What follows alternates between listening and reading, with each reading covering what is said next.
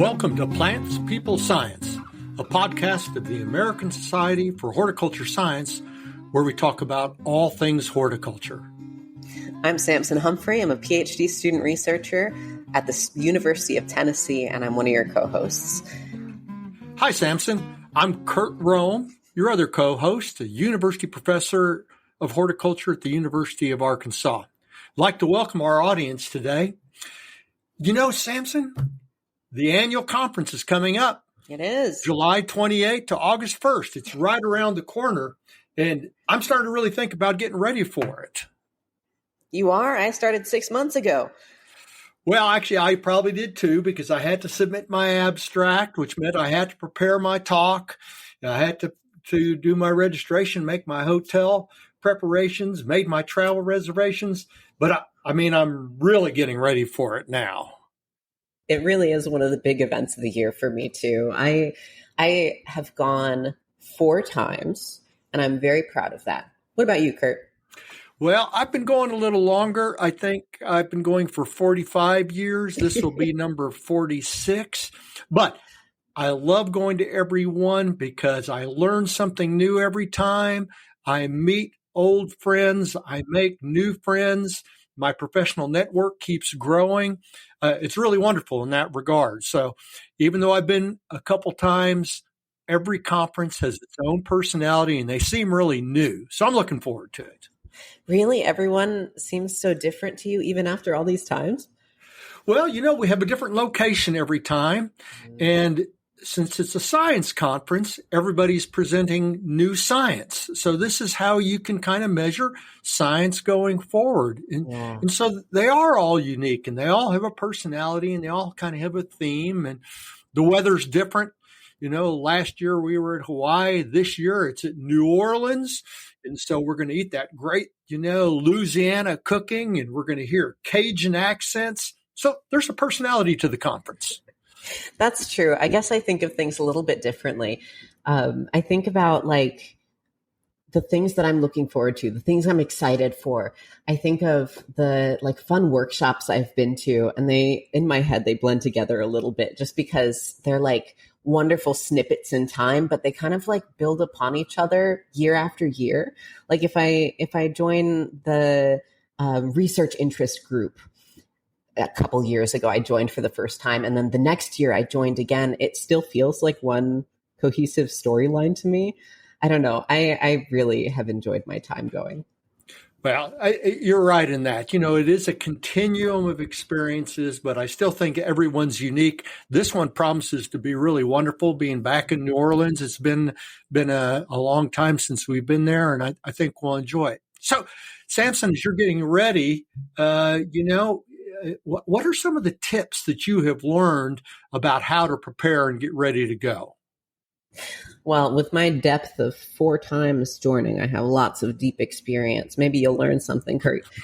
So I'm still kind of new to traveling. I have had issues in the past with posters and bringing posters on the planes.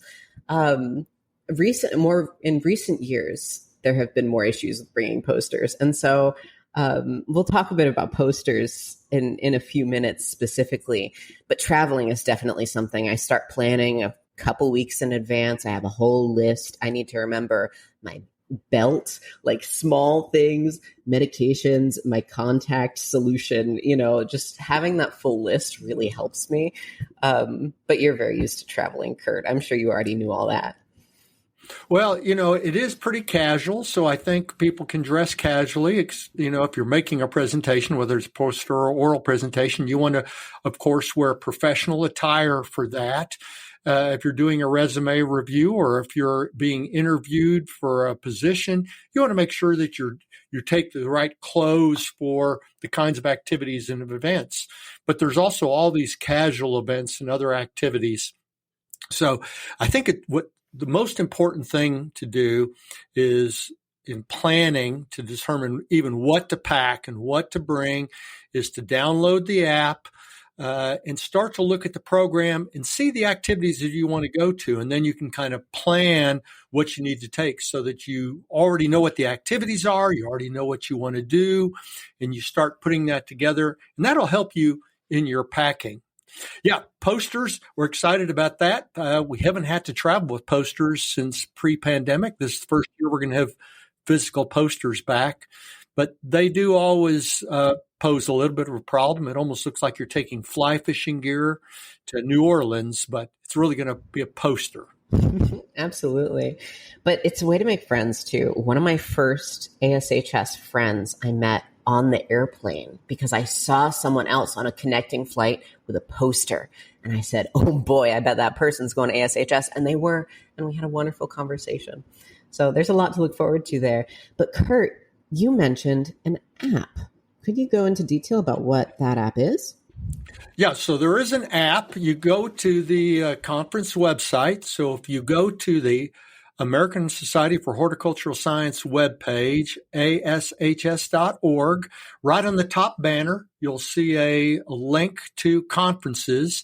And then with the conference page, there's conference information. And so there is an app that can be downloaded to your portable device, your handheld, whether it be a phone or a pad kind of device.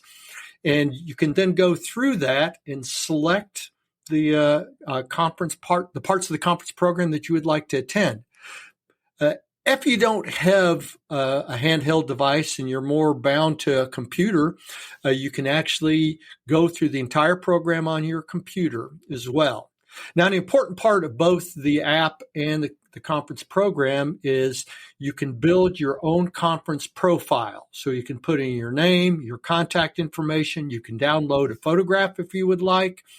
And this gives you a way to interact and start networking with people that you would like to make sure to make connection with at the conference.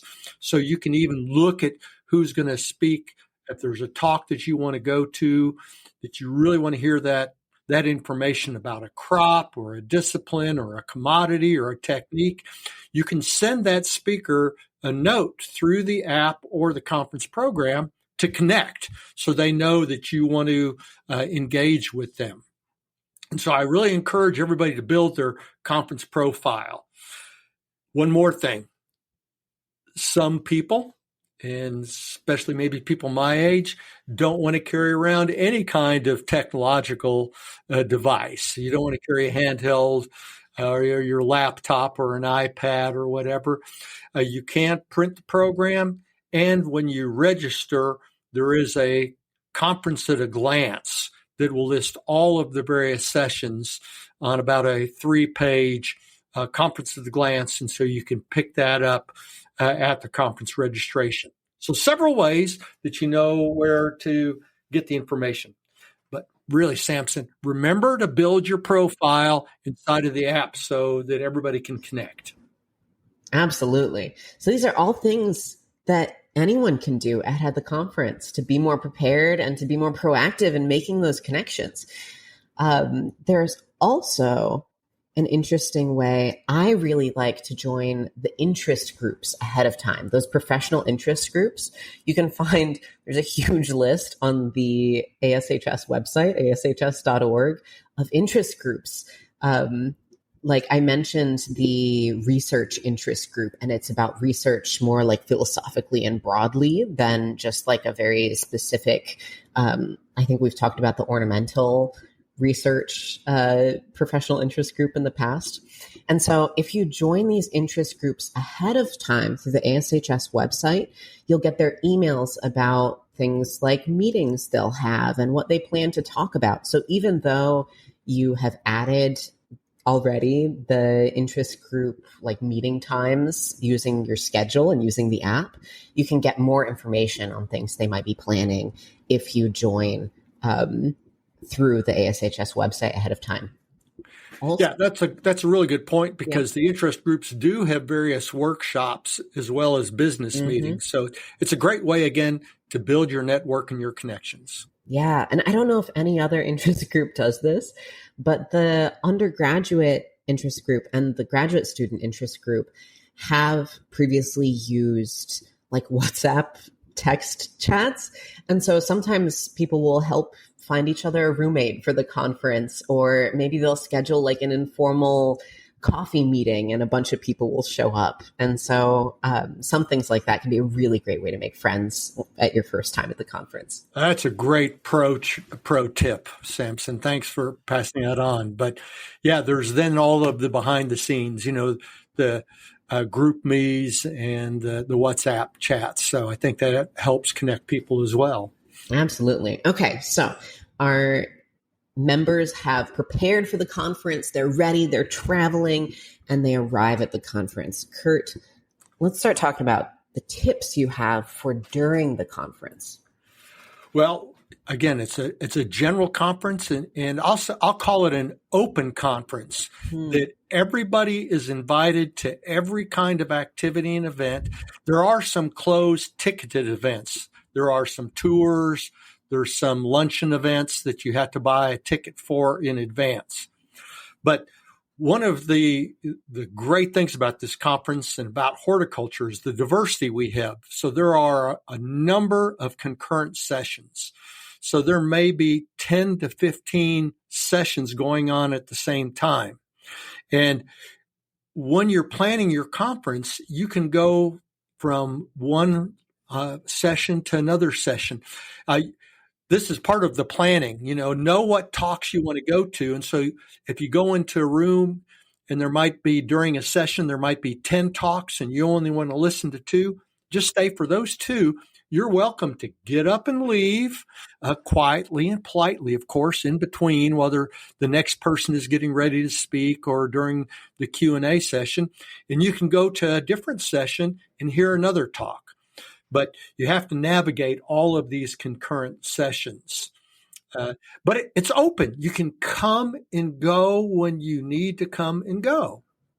Absolutely. Yeah, I love going to talks of my friends, even if they study completely different things. And so I have used the ASHS website, and you can just search the person's name and it shows all of the locations and all the times that person is presenting. And so it makes it really easy to jump in for that one talk and then leave after that one talk if you're really busy that day. Or one thing that I think you said this, Curt, that I thought was really interesting. If there's a technique that you want to learn or that's really important to you, you could use that search function as well. And you could search for that technique and find all the talks, regardless of what other parent session that talk is in. You could find those talks. And if you want to, like Curt said, it's an open door conference. If you just want to walk in for that one, you can. Yeah, Samson, that's correct. So I know you're working on LED lighting systems and artificial lighting. So, you could search through the program for all talks on LED. Some are going to be on ornamental crops. Some might be on small fruits. Some might be on tree fruits. Some might be for laboratory lighting. Some might be for supplemental greenhouse lighting. But if you're interested in LED and you search for LED, you'll find all of those talks. And they might not be directly related to what you're working on, but they're tangentially related, and it's be worthwhile for you to look at those and kind of broaden yourself inside of your topic interest. Oh, absolutely. And then you can also see what other talks are before and after that one, and maybe they're not related, but maybe they're really interesting too. There are other things too to attend during the conference. Curt, do you want to talk about networking? Well, it is. I think probably one of the most important things about our conferences is the building your network and connecting. And so all across the conference center, there will be coffee tables set up, stand-up tables. There will be chairs. There are sitting areas inside of the trade show area. But the number one rule is when you check in, you'll be given a name badge. And I like to say we're a first name society. So your first name will likely be larger than your last name. We don't necessarily go by titles, but wear a name badge all the time so that you can be identified by other people, and you'll be able to read their name tag as well. Mm-hmm. And there's no problem with looking at people's name tag and introducing yourself. So wearing your name tag is important. You do have to wear your name tag to get into some of the sessions as well. So your name tag is the first step in networking. But then don't be afraid to walk up and introduce yourself to speakers or those people that you've seen their profile on the app, so that you want to meet them and visit with them. Absolutely. And our name tags also can have little flags on them. I don't know what those are called. Little pieces of fabric that say like undergraduate student or moderator. Curt, what are some examples of yours? Well, we have some. We have a tag for first timers. We have a tag for award winners. We have a tag for board members and various leadership capacity inside of the society. And that reminds me of something else. Actually, for first timers, if you're a first timer coming to the conference, we do have at the very, very beginning a session just on how to navigate the conference, how to get through it, and what are the rules for the conference? I like to say there are no rules for the conference other than to be engaged and be polite. So I encourage first timers to come to the first timer session in orientation to the conference, because that will lay out the conference schedule and go over things that go on there. Another thing for networking is we have, when you register, it's at no cost. There's an opening reception. So lots of good food and beverages. And it's a great time for, here we are, 1,000 plus people all in this one area. We're wearing our name tags at the very beginning. And it's a great time to connect with old friends and to make new friends and really to build that network. Yeah. So go to that first session on orientation to the conference, and then make sure to go to the opening reception so that you can meet people. Absolutely. Yeah, it's so fascinating because it's so many people. It sounds really overwhelming, 1,000 people at the reception. But so especially if you're a first timer, this advice is for you. It's just making friends. It's so much fun, because everyone is so approachable and is so excited to talk, even if it's not about their research, even if it's just about what they did today. Everyone is very approachable, and just, it's a lot of fun to make friends in this group. So it's a wonderful time. Even if it does sound a little bit intense, you'll have fun. We have a lot of great activities for students, both undergraduate students, graduate students, and early career professionals. So there is a career and professional development forum. It starts a little bit after 1:30 on Monday, July 28th. There'll be sessions there and presentations on careers in horticulture, a networking jam session, making the right connections, finding your rhythm in your career. And then that's going to be followed by a career and graduate school fair, Monday evening, 4 o'clock to 5 o'clock. There will be some additional career development sessions on Tuesday and continuing throughout the entire conference. And there's even, if you meet all of the requirements, there's a professional development certificate that if you go to these activities and go to some of the keynote addresses, go to the career fair, you'll be presented with a certificate for professional development. So a lot of good opportunities for first timers, for students, graduate students, and early career professionals. Oh, absolutely. I want to take a little bit of a pivot, because most of the people attending this conference are usually giving some sort of talk or giving some sort of presentation. So Curt, could you talk a little bit about the posters that are presented at ASHS? Sure. I love the poster sessions. So there's probably going to be 300 to 400 posters. They are organized kind of topically. There are various sessions of the posters. The posters will be up throughout the majority of the conference, but we do have scheduled poster sessions. So for instance, if I was giving a poster The poster will be hanging all week long, and you'll have my contact information there. But there will be a 2-hour period where I will stand in front of my poster. And so those people that are interested can come visit with me about that. So again, this is part of planning on your app, finding out, looking at the posters that you're interested in, finding out when that poster session is so that you can go visit with the author of that poster. But you can walk through the posters at any time. Now, one of my tricks is I identify the posters that I am kind of interested in so that I rank them. It's kind of a first order view. I walk through and I look at the posters, and then I identify the posters where I really want to talk to the author, and I put that into my program schedule so that I get my notification. This poster is being discussed today at 1 to 3 o'clock on Tuesday. I know I can go there and meet with the author. But I spend a lot of time in the posters. With 400 posters, I gain a whole lot of information. They're digestible, they're visual. The poster session's a lot of fun, and there's always so much conversation in the poster sessions. Absolutely. And it's fun for you. You're talking about going and seeing everyone's posters. I'm thinking from the presenter's perspective, I think it's a lot of fun to present a poster too, because you get all these like truly wise scientists who have been in your field for potentially decades, and they really care. They really want to know about the work that you did. And so I've had some really wonderful, conversations, not just questions, but conversations about the work that just can't happen anywhere else.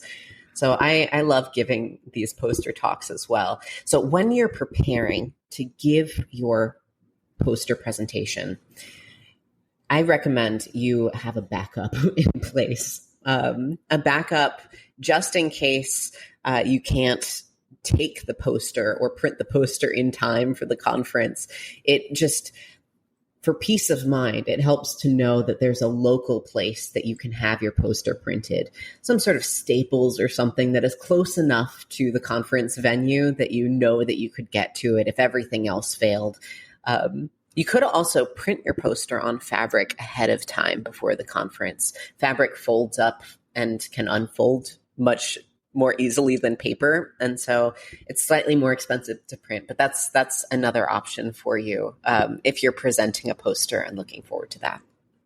Yeah, some other things I do for poster presentations. Mm-hmm. I actually, I've got my poster up on the poster board, mm-hmm.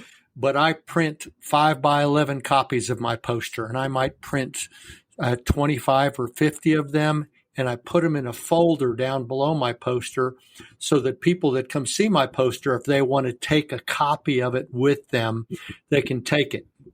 Granted, it can be a little small, but I'm aware of the typeface to make it large enough that they can see it. But it gives them a reminder. It also gives them my contact information, so if they want to follow up. But that's something I typically do, is to print 25 or 50 copies of my poster on 8.5 by 11, and I attach it with the folder down below my poster. And that way, if I'm not standing there and somebody wants it, they can pick it up. I also will put copies of my business cards there as well. That is awesome. If I had a printout of one of your posters from 45 years ago, I would have it framed on the wall today. That would be so cool, Curt. Well, I'm not sure I did it 45 years ago. I am sure I learned that from somebody else by seeing what they were doing. And I thought, oh, that's a great idea. And I got home and I'd had, maybe 10 people's copies like that myself. So I've started doing that. Absolutely. Yeah. There's so much you learn over the years attending these conferences. All right. So in addition to posters, people give oral presentations. What are your thoughts on that? Well, the oral presentations last 15 minutes, and hypothetically, the presenter should prepare somewhere between 11 and 12 minutes of oral presentation. So realistically, that's going to be somewhere around 15 slides, and then leave 2 to 3 minutes or 4 minutes at the end for questions and answer. And so I think it's real important that you practice that. Now, you will receive, those that are the people that are presenting oral sessions will receive an email that they should download their oral presentation prior to arrival. Not everybody gets that done in time. And in fact, there's been times I didn't get mine done in time to submit it before I was traveling. So I had to bring it with me. I would always recommend bringing a backup copy, and it should be a backup copy on a USB thumb drive, because it's downloaded to the central system, and then from the central system, it's sent electronically to the presentation room. And so that's the advantage of sending it in advance. You can walk in and you hit your talk and it pops up. But there can be problems sometimes. So I think it's always good to have a backup of a USB drive. Bring that with you. If you didn't get it submitted in advance, you can go to the speaker ready room and download your talk. The speaker ready room is also there. So if you want to preview your talk before you give it, you can go and call your talk up, look at it, make sure that it all looks right, that it translated right when you sent it and submitted it. Yeah. Yeah. Great points, Curt. I really appreciate that mention about the USB drive. I don't know if you know this about me, Curt. Even though we've been friends for quite a while now, I have great pride in being the USB friend out of my group. I'm the one who carries the USB drive, and I have like 6 people who all put their talks onto it, and I'm like the one that they go to. And so I don't know, maybe that's another way you could make friends at the conference, is to be that reliable person just by having one little USB. $10. It's nothing. Yeah, that's great. And, the other thing, now that you mention that, when you hear a really good talk that you really like, you might want to go to that author and say, are you willing to share your talk with me? And so if you have your laptop or your iPad and a USB drive, you might be able to receive a copy, but you ask permission to do that. Another kind of pro tip is that I practice. So, I've been going a long time and I've taught a lot of classes, but I always get a little nervous before I talk. And so I always go to the room where I'm going to give my presentation the night before or sometime before, so I can get a feel for the room. I know where the podium is going to be. I know where the screen's going to be. I know what the clicker looks like. I know where the laser pointer is, and I can get situated and I can get comfortable. So I really encourage people that are giving oral presentations, get comfortable with the space. Do that a day or two before. Just walk in there so you know what it's like at the front of that room. And it's a lot easier when there's nobody sitting in the chairs. So you can get comfortable with that part of it, where you're going to be and how you're going to give your talk. And then when people come in and fill it up to listen to what you've got to say, you already know where you are, how things are going to operate, how the equipment works. So prepare for that beforehand. Absolutely. You could also go, I like to do this, going ahead of time, like 15 minutes or 20 minutes is what I target before the talks are scheduled to begin, because then you can make sure your file is on their computer like it's supposed to be. But also, you get to sit there as people come in, and you get to say good morning and like start conversations, because they're excited to be there too. And it'll be some other presenters. And so that's another way to make friends at the conference, is you get to actually make conversation with the people that'll be watching you and trying to learn about your research. Yeah, it's good. And every session has a moderator. And so if you're a speaker, it's important, or it's good for you to go meet your moderator, introduce them, because they're going to introduce you and find out how are they going to keep time? Are they going to stand up when you're at 11 or 12 minutes? Are they going to hold up a sign? Are they going to hold up a finger? Or are they just going to stand up at 14 minutes and say, thank you very much for your talk. We're ready for the next one. So it's always good to go meet your moderator, find out how they're going to moderate the session.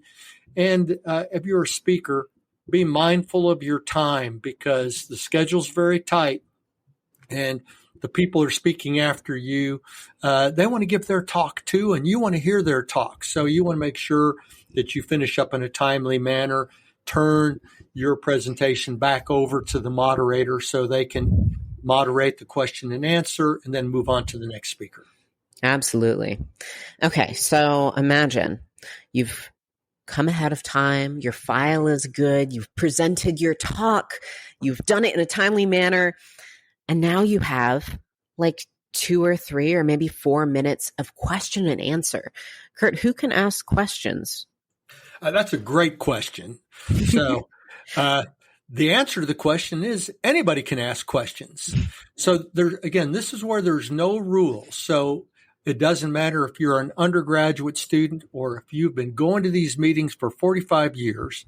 If you have a relevant question to ask about the presentation that was just made, raise your hand to be called on, and you can ask that question. So there's no rule that says some people can ask questions and some people should not ask questions. If you have a relevant question to ask, it should be asked because more than likely somebody else is thinking it and they may not have the courage to ask. So ask it so everybody can know. Absolutely. Fantastic advice, Curt. Thank you. I do love the question and answer section. I feel like that's a lot of my peers at least seem to see it as like the most stressful part because they don't know what'll happen, but it always ends up being a bit fun. A lot of this conference stuff ends up being a bit fun. There are many, many other events pivoting away from oral presentations. There are many other events you can attend as well. One example I want to give that you may not give a second thought to because there's so much else going on at the conference is resume reviews. Now, again, there's a lot going on at the conference, but resume reviews only take, I think it's 15 or 30 minutes. And they repeatedly, for me, have been one of my favorite parts of the ASHS conference because what you do is you can have your resume on your laptop if you'd like on digitally, or you can print out, if you're more prepared than I am, you can print out a copy of your resume and you bring it to the resume review area. And they'll have multiple scientists there who are reviewing other resumes. And so they'll pair you with the scientist and you get to sit down with that person one-on-one at a little table and they look it over and they ask you questions like, okay, are you interested in industry? Are you interested in government? Like what would someone be looking for on your resume? And then they take that very wise, informed perspective and they give you very direct feedback on the things you can improve on. Now, for me, I've had phenomenal tips on like little things I could do to improve my resume, but I've also had maybe more impactful were the conversations I had on like the things that I should value and consider doing in the future that would help me toward my career goals. And so there, not only are there like little change that font sort of small advice pieces given, but also much deeper, much more philosophical and long-term advice as well. So that's one of the other events I love. Curt, what other events do you love at ASHS? Well, related to the resume review, there is a career center. So a lot of departments and programs and agencies and organizations and institutions, when you're looking for horticulturists to fill positions, whether they be entry-level positions or faculty kinds of positions, what better place than to go to a horticultural conference? So there's a career center there. And so if you're looking for a position, you can drop your resume off. If you want to look at what's available, there are usually anywhere from 20 to 50 kind of open positions, and you can schedule an opportunity for a little bit of a pre-interview with another conferencee that might be representing that position. For instance, I know my university is going to be looking for some positions. We look for graduate positions, postdoc positions, research technician positions. So we always have a couple announcements there. And this is kind of our first screening. This is a little bit of the dating. So the career ceremony, the Career Center is one of those places that I really like to go to. There's also a whole bunch of competitions. We're scientists, but maybe we're a little competitive. For instance, there's an early career competition for professionals that have been in the first 5 to 7 years of their career. There are the 3-minute thesis competition that we call the Scholars Ignite 3-minute presentations.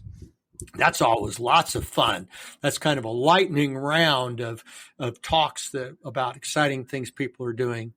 There's undergraduate poster and oral competition. There's a graduate student poster competition. There's a trivia night for students that's lots of fun. There's a controlled environment oral competition for graduate students, a floriculture oral competition for graduate students, plant growth regulator oral competition for graduate students, ornamental plant breeding oral competition. So lots of fun ways to engage. And competitions means awards, and it usually means money. And so great way to showcase what you're doing in your work, to show that you are competitive, and maybe to receive a acknowledgement, award and reward for the work that you're doing. And then there are just some really fun things. So this year we brought something back that I always enjoy for those of us that like to move. We're going to have a 5K fun run and walk. And this is open to everybody. It is a competition. There are prizes given in age categories and gender categories, but really it's about just having fun. So a number of times I have run those, and sometimes, especially if I'm the youngest in my age category, I've done a little bit better than when I'm the oldest in my age category. But it's just the fun of it. We get a T-shirt that's always fun to wear. This year, just because I haven't decided yet, my running is not up to where it should be. I might just be walking it this year. And so, but it's really fun. It's the 5K fun run, walk kind of activity. So just lots of other things besides science presentations. Great ways, again, to make friends, build your network, and to engage as a professional horticulturist. Absolutely. But Curt, I don't believe you for 1 second. I'm going to be at that finish line, and you're going to be the first one over. I can see it right now. Well, I do have unfortunately, a little bit of a competitive streak in me, but I also recognize that at my age, I'm not running at the speed that I did 30 years ago. Yeah, too much of your blood flow is working on your brain. It's too much brain power, I think, is what's going on. All right. So one other thing I wanted to mention before we wrap up at the tail of our little other events discussion is events that aren't official. I really love that most of the meals are not actually, there aren't always events going on during meal times, during breakfast, lunch, and dinner. And so that makes it really easy for me to ask other scientists and ask my friends that I might only see once a year to have breakfast with me and to just chat and catch up. Or maybe you'll be invited to another lab's annual catch-up event. I know I've been invited to some that I felt very honored to be invited to, of other labs in my field that are just open to talking with students that are not part of their labs, and getting that different perspective is really wonderful, as well as catching up with friends. So I would advise you to also consider being proactive and talking with people and asking them to have a meal with you or asking them to meet up after certain talks. There's so much to look forward to at these conferences. Any last thoughts, Curt? Well, I agree with that. I think finding people to go to Cafe Du Monde and have beignets for breakfast. If you need to find somebody to do that, you need to find some friends to go eat some crawfish with. New Orleans has this area of Bourbon Street. You ought to find some friends and just go out and experience the culture of New Orleans with some friends. We're focused on the science and the aspects of the science, but really, one of the highlights is being with your buddies and going out and having that common experience, enjoying a good meal, enjoying an evening out. That's maybe where the real science occurs. The presentations and the posters are where we just talk about it, but where we really get down to the nitty gritty and think about it, where the real ideas and inspiration, they're probably going to come sitting around a table somewhere. Mm-hmm. With like-minded peers from different universities and all sorts of different people getting together to talk about their thoughts. Wonderful way. I agree with that. It's going to be a great conference. I mean, it's just jam-packed with things. Again, prepare in advance. That's a big part of it. Look at the program. There's so much going on. You need to develop your schedule, and your schedule will show up in your calendar, and you'll get your notifications that it's time to go and be where you need to be. And then just come ready to have a great time. I'm pumped, Curt. That's what I'm going to go do right now. So where can our listeners go to learn more? Again, go to the American Society for Horticultural Science website, ASHS.org. Right on the top banner, you'll see a link that says conference. And you click on that conference and it'll take you to a smaller green box menu that has a whole bunch of information, including frequently asked questions, all of the various activities, and the information about downloading the app, as well as the entire conference schedule you'll be able to see. So that's where to start out, ASHS.org. Amazing. Thank you so much for this conversation, Curt. This was a delight. It was so much fun. And I'm excited about the conference. I know I need to practice my talk a little bit more, but I've got it's a couple weeks to get that done, and I haven't gone through everything I want to do yet, but I'm looking forward to seeing my friends there, my colleagues there. Samson, I'm looking forward to seeing you there. I can't wait. Thank you for listening, everyone.